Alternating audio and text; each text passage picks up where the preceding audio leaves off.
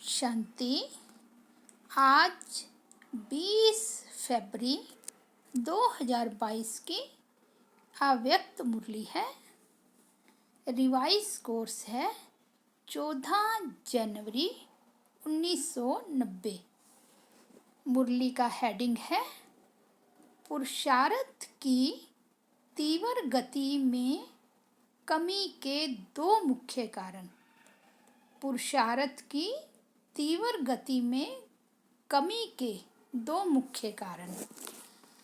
आज ब्राह्मणों के अनादि रचता बाप दादा विशेष अपनी डायरेक्ट समीप रचना, श्रेष्ठ रचना ब्राह्मण बच्चों को देख रहे हैं। बाप दादा की अति प्यारी रचना ब्राह्मण आत्माएं हो जो समीप और समान बनने के लक्ष्य को सदा स्मृति में रख आगे बढ़ रही हो। तो आज ऐसी आधी रचना को विशेष रूप से देख रहे थे। सर्व तीव्र पुरुषार्थी और पुरुषार्थी दोनों की गतिविधि को देख रहे हैं। बाप दादा द्वारा मिली हुई श्रेष्ठ सहज विधि द्वारा कब तीव्र गति व कब तीव्र, कभी कम गति, दोनों ही प्रकार के ब्राह्मण बच्चों को देखा। पढ़ाई, पालना और प्राप्ति सबको एक जैसी एक द्वारा मिल रही है। फिर गति में अंतर क्यों? तीव्र पुरुषार्थी अर्थात फर्स्ट डिवीज़न वाले और पुरुषार्थी अर्थात सेकंड डिवीज़न में पास होने वाले। आज विशेष सभी का चार्ट चेक किया। कारण बहुत हैं, लेकिन विशेष दो कारण हैं। चाहना सबकी फर्स्ट डिवीज़न की है। सेकंड डिवीज़न में आना कोई नहीं चाहता, लेकिन लक्ष्य और लक्षण दोनों में अंतर पड़ जाता है। विशेष दो कारण क्या देखें? एक संकल्प शक्ति जो सबसे श्रेष्ठ शक्ति है, उसको यथार्थ रीति स्वयं प्रति व सेवा प्रति समय प्रमाण कार्य में लगाने की यथार्थ रीति नहीं है। दूसरा कारण वाणी की शक्ति को यथार्थ रीति समर्थ रीति से कार्य में लगाने की कमी। इन दोनों में कमी का कारण है यूज के बजाय लूज। शब्दों में अंतर थोड़ा है, लेकिन परिणाम में बहुत अंतर पड़ जाता है। बाप दादा ने सिर्फ 3-4 दिन की रिजल्ट देखी, टोटल रिजल्ट नहीं देखी। हर एक की 3-4 दिन की रिजल्ट में क्या देखा? 50% अर्थात आधा आधा संकल्प और बोल में दोनों शक्तियों के जमा का खाता 50% आत्माओं का, 40% और व्यर्थ व साधारण का खाता 60% रहा। तो सोचो जमा कितना हुआ? ज़्यादा वजन किसका हुआ? इसमें भी वाचा के कारण मनसा पर प्रभाव पड़ता है। मनसा वाचा को भी अपनी तरफ खींचती है। मनसा वाचा को भी अपनी तरफ खींचती है।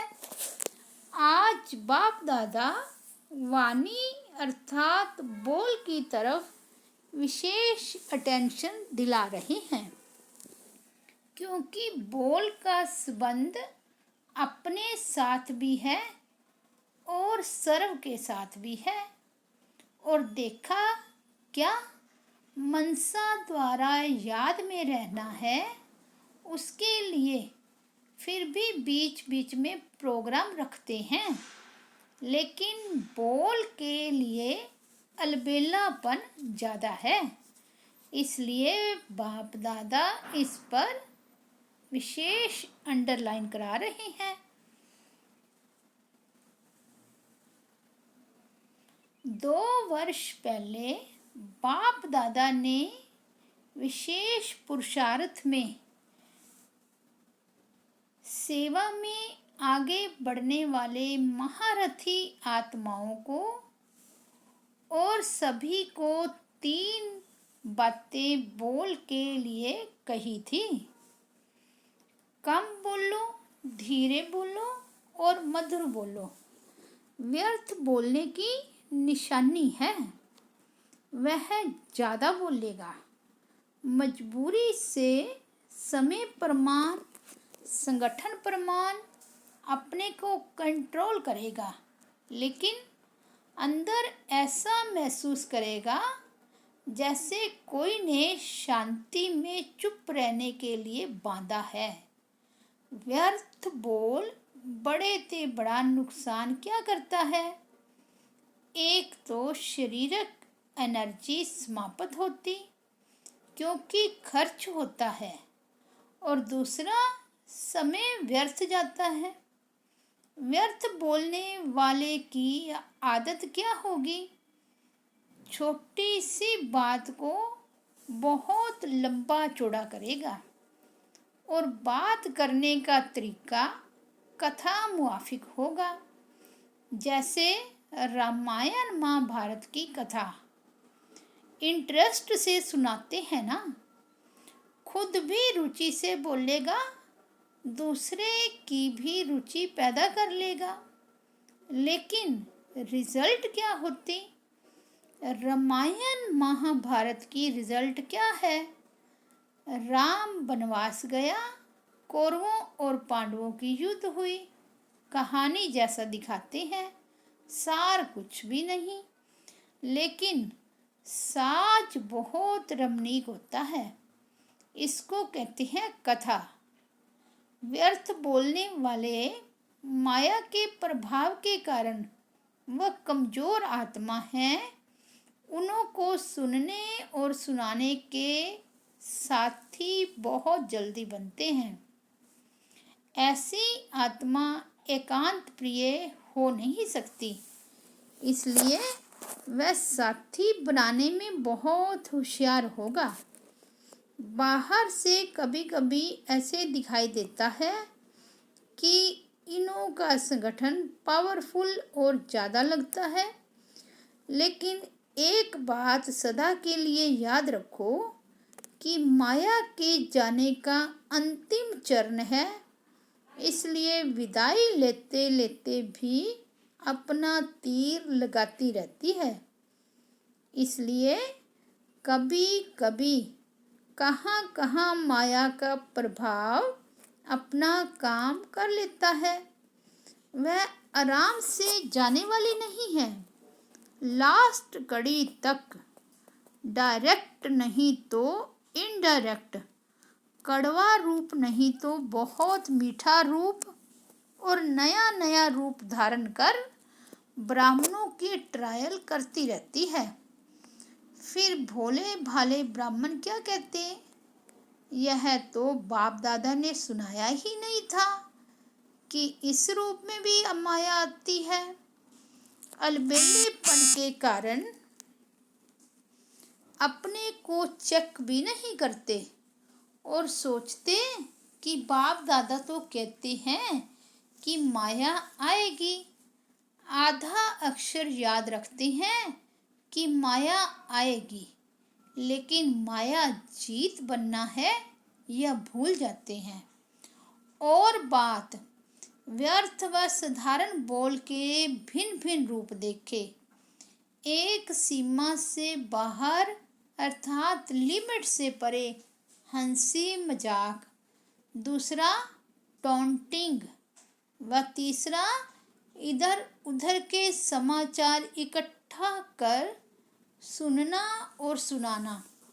चौथा, कुछ सेवा समाचार और सेवा समाचार के साथ सेवाधारियों की कमजोरी का चिंतन, यह मिक्स चटनी। और पांचवा, अयुक्ति युक्त बोल, जो ब्राह्मणों की डिक्शनरी में है ही नहीं। यह 5 रूपरेखाएं देखी। इन पांचों को ही बाप दादा व्यर्थ बोल में गिनती करते हैं। ऐसा नहीं समझो हंसी मजाक अच्छी चीज है। हंसी मजाक अच्छा वह है जिसमें रूहानियत हो, और जिससे हंसी मजाक करते हो उस आत्मा को फायदा हुआ। टाइम पास हुआ या टाइम वेस्ट गया। रमणीकता का गुण अच्छा माना जाता है, लेकिन व्यक्ति, समय, संगठन, स्थान, वायुमंडल के प्रमाण रमणीकता अच्छी लगती है। अगर इन सब बातों में से एक बात भी ठीक नहीं तो रमणीकता भी व्यर्थ की लाइन में गिनी जाएगी। और सर्टिफिकेट क्या मिलेगा कि हंसाते बहुत अच्छा है लेकिन बोलते बहुत है। तो मिक्स चटनी हो गई ना। तो समय की सीमा रखो। इसको कहा जाता है मर्यादा पुरुषोत्तम। कहते हैं मेरा स्वभाव ही ऐसा है। यह कौन सा स्वभाव है? बाप दादा वाला स्वभाव है तो इसको भी मर्यादा पुरुषोत्तम नहीं कहेंगे, साधारण पुरुष कहेंगे। बोल सदैव ऐसे हो जो सुनने वाले चातुक हो कि यह कुछ बोले और हम सुने। इसको कहा जाता है अनमोल महावाक्य। महावाक्य ज़्यादा नहीं होते, जब चाहे तब बोलता रहे, इसको महावाक्य नहीं कहेंगे। तो सतगुरु के बच्चे मास्टर सतगुरु के महावाक्य होते हैं, वाक्य नहीं। व्यर्थ बोलने वाला अपनी बुद्धि में व्यर्थ बातें, व्यर्थ समाचार, चारों ओर का कूड़ा किचड़ा जरूर इकट्ठा करेगा, क्योंकि उनको कथा का रमणीक रूप देना पड़ेगा। जैसे शास्त्रवादियों की बुद्धि है ना। इसलिए जिस समय और जिस स्थान पर जो बोल आवश्यक है, युक्ति युक्त है, स्वयं के और दूसरी आत्माओं के लाभ लायक हैं, वही बोल बोलो। बोल के ऊपर अटेंशन कम है, इसलिए इस पर डबल अंडरलाइन। विशेष इस वर्ष बोल के ऊपर अटेंशन रखो। चेक करो बोल द्वारा एनर्जी और समय कितना जमा किया और कितना व्यर्थ गया। जब इसको चेक करेंगे तो स्वतः ही अंतर्मुखता के रस को अनुभव कर सकेंगे। अंतर्मुखता का रस और बोल चाल का रस, इसमें रात दिन का अंतर है। अंतर्मुखी सतह भरकुटी की कुटिया में तपस्वी मूर्त का अनुभव करता है। समझा? समझना अर्थात बनना। जब कोई बात समझ में आ जाती है तो वह करेगा जरूर, समझेगा जरूर। टीचर्स तो है ही समझदार, तब तो भाग्य मिला है ना। निमित्त बनने का भाग्य, इसका मतलब अभी कभी कभी साधारण लगता है, लेकिन यह भाग्य समय पर अति श्रेष्ठ अनुभव करेंगे। किसने निमित्त बनाया? किसने मुझ आत्मा को इस योग्य चुना? यह स्मृति ही स्वतः श्रेष्ठ बना देती है। बनाने वाला कौन? अगर इस स्मृति में रहो तो बहुत सहज निरंतर योगी बन जाएंगे। सदा दिल में बनाने वाले बाप के गुणों के गीत गाते रहो तो निरंतर योगी हो जाएंगे। यह कम बात नहीं है। सारे विश्व की कोटों की कोट अर्थात करोड़ों आत्माओं में से कितनी निमित्त टीचर्स बनी हो। ब्राह्मण परिवार में भी टीचर्स कितनी है, तो कोई में कोई हो गई ना। टीचर अर्थात सदा भगवान और भाग्य के गीत गाती रहे। बाप दादा को टीचर्स पर नाज होता है, लेकिन राजयुग टीचर्स पर नाज होता है। अच्छा, प्रवृत्ति वाले भी मजे में रहते हैं ना। मूंझने वाले हो या मजे में रहने वाले हो, ब्राह्मण जीवन में हर सेकंड तन मन धन जन का मजा ही मजा है। आराम से सोते हो, आराम से खाते हो, आराम से रहना, खाना, सोना और पढ़ना। और कुछ चाहिए क्या? पढ़ना भी ठीक है या अमृत वेले सो जाते हो? ऐसे कई बच्चे करते हैं। कहेंगे सारी रात जाग रहे थे, सुबह को नींद आ गई। या एक सेवा करेंगे तो अमृत वेले को छोड़ देंगे। तो जमा क्या हुआ? एक्स्ट्रा जमा तो हुआ नहीं। एक तरफ सेवा की, दूसरे तरफ अमृत वेला मिस किया, तो क्या हुआ? लेकिन निम्मी नाथ माफिक ऐसे झुटका खाते नहीं बैठना। वह टीवी बहुत अच्छी होती है। जैसे वह योग के आसन करते हैं ना, अनेक प्रकार के पोज बदलते रहते हैं, तो यहाँ भी ऐसे हो जाते हैं। सोचते हैं सहज योग है ना, इसलिए आराम से बैठो।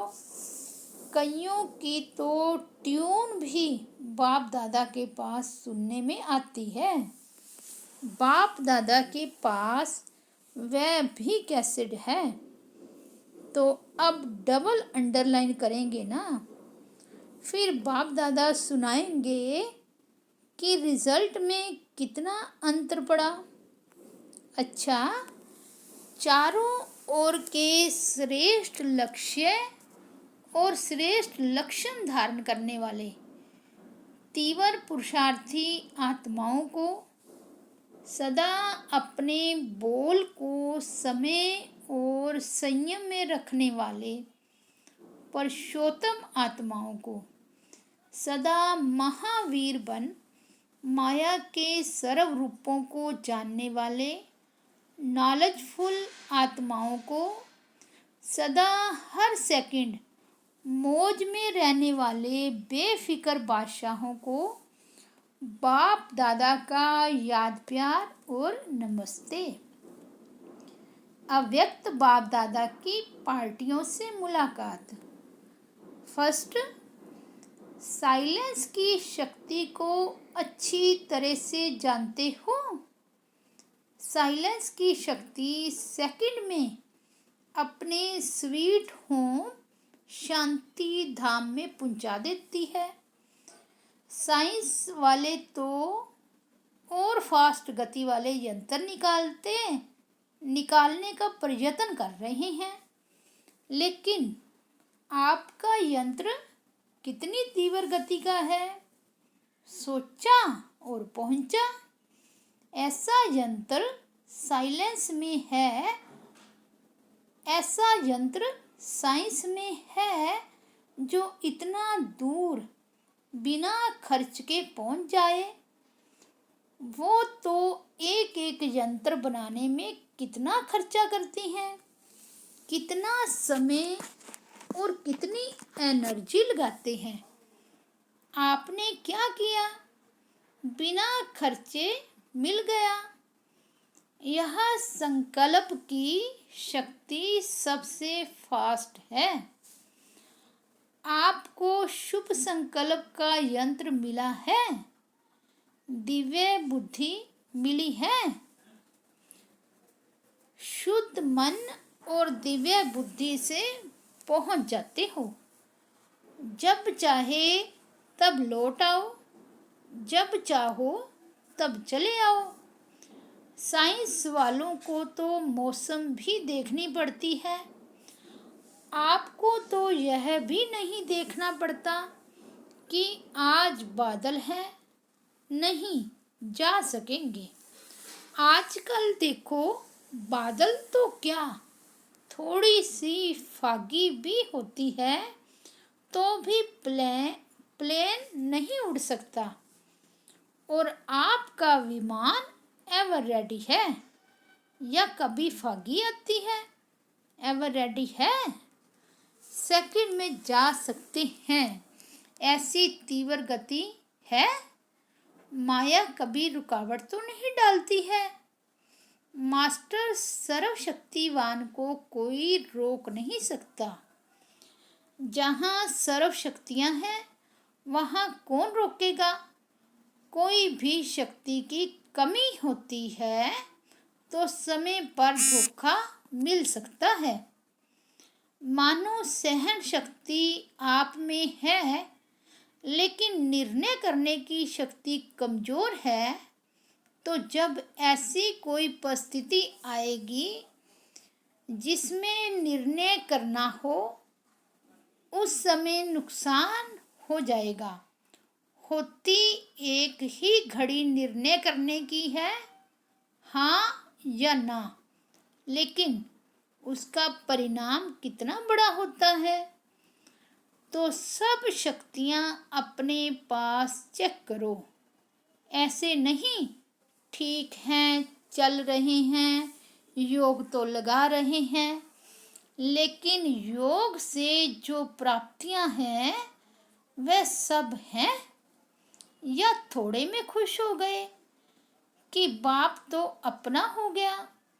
बाप तो अपना है, लेकिन प्रॉपर्टी वर्षा भी अपनी है ना? या सिर्फ बाप को पा लिया वो ही ठीक है?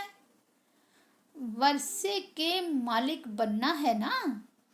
बाप की प्रॉपर्टी है सर्व शक्तियाँ, इसलिए बाप की महिमा ही है सर्वशक्तिवान, ऑलमाइटी अथॉरिटी। सर्व शक्तियों का स्टॉक जमा है, या इतना ही कमाया और खाया?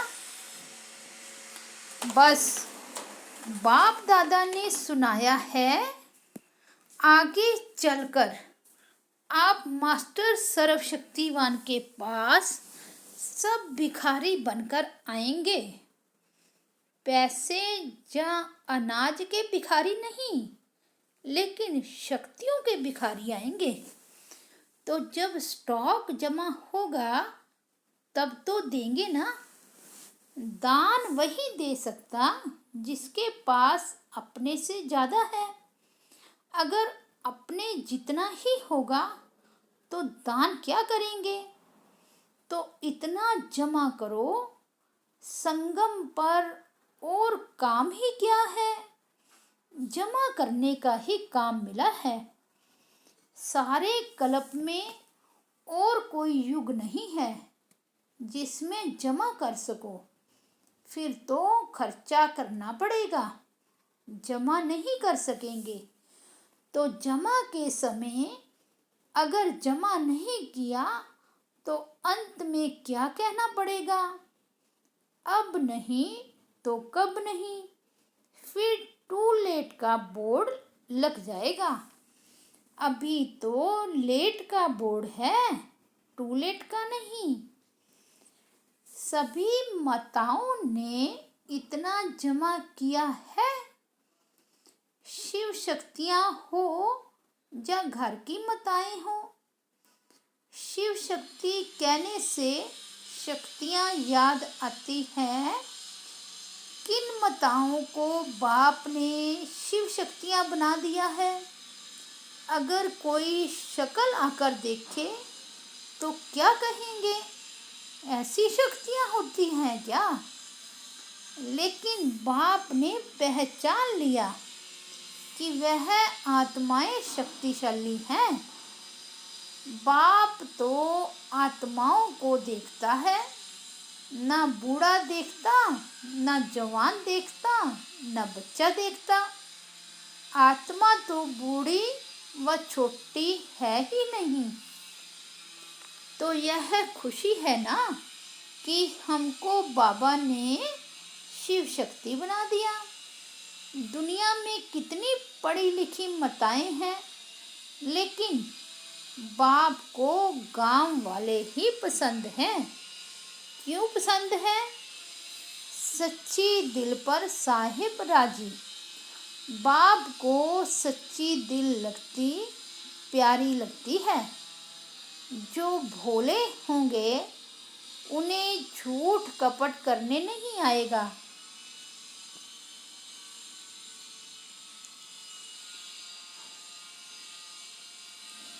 जो चालाक चतुर होते हैं उसमें यह सब बातें होती है। तो जिसकी दिल भोली है, अर्थात दुनिया की मायावी चतुराई से परे हैं, वह बाप को अति प्रिय हैं। बाप सच्ची दिल को देखता है, बाकी पढ़ाई को, शक्ल को, गांव को, पैसे को नहीं देखता है। सच्ची दिल चाहिए, इसलिए बाप का नाम दिल वाला है। अच्छा, आज का वरदान है, दृढ़ निश्चय द्वारा फर्स्ट डिवीजन में के भाग्य को निश्चित करने वाले मास्टर नॉलेजफुल भव। दृढ़ निश्चय द्वारा फर्स्ट डिवीजन के भाग्य को निश्चित करने वाले मास्टर नॉलेजफुल भव। दृढ़ निश्चय भाग्य को निश्चित कर देता है। जैसे ब्रह्मा बाप फर्स्ट नंबर में निश्चित हो गए, ऐसे हमें फर्स्ट डिवीजन में आना ही है। यह दृढ़ निश्चय हो। ड्रामा में हर एक बच्चे को यह गोल्डन चांस है। सिर्फ अभ्यास पर अटेंशन हो तो नंबर आगे ले सकती हैं। इसलिए मास्टर नॉलेजफुल बन हर कर्म करते चलो। साथ के अनुभव को बढ़ाओ तो सब सहज हो जाएगा।